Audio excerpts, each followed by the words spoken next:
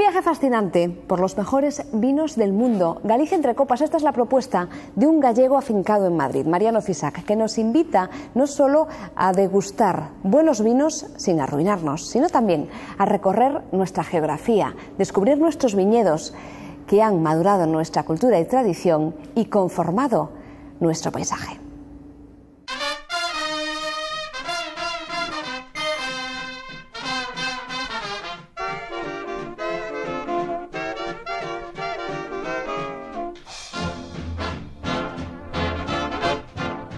A lo largo del siglo XX, sobre todo durante su primera mitad, el hambre y la agricultura de subsistencia provocaron que la vid en Galicia fuese explotada sin criterio, bajo un único precepto: la cantidad.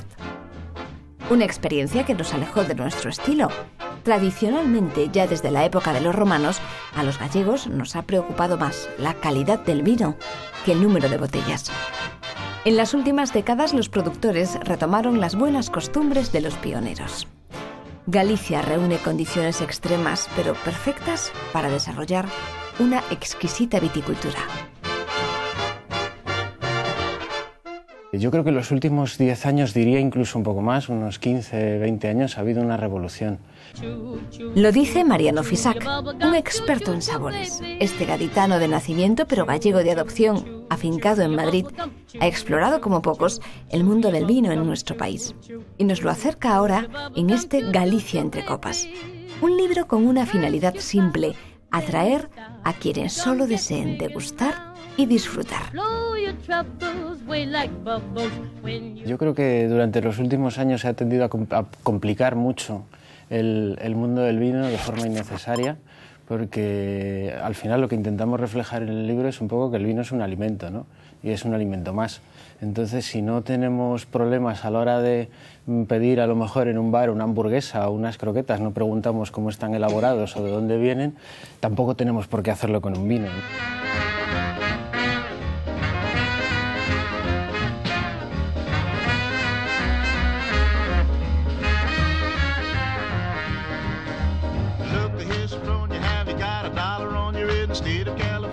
A través de sus páginas, Galicia entre copas nos traslada a O Ribeiro, tierra de Caíño, Mencía y Brancellao, a Rías Baixas, seno del Albariño, o a Monterrey, donde los caldos son más opulentos y con mayor grado de alcohol.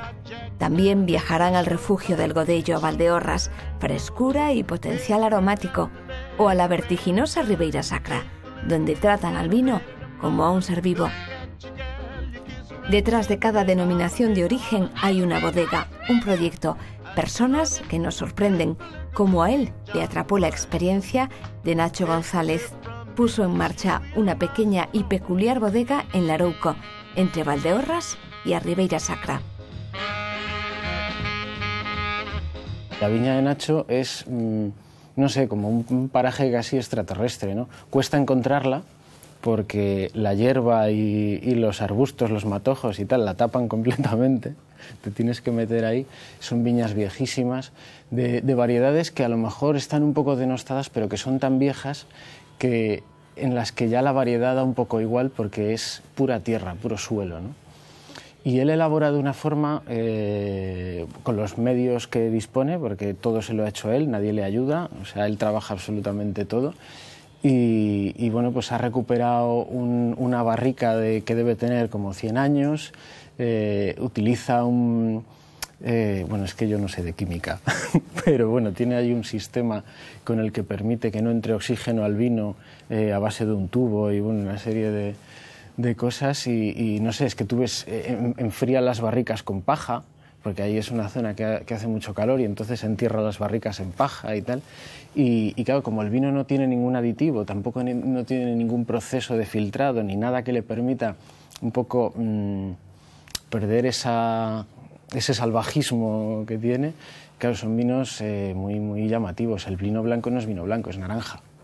Y el tinto pues tiene unos aromas de bosque, de matojo, no sé, que son impresionantes y muy difíciles de encontrar en cualquier otro vino.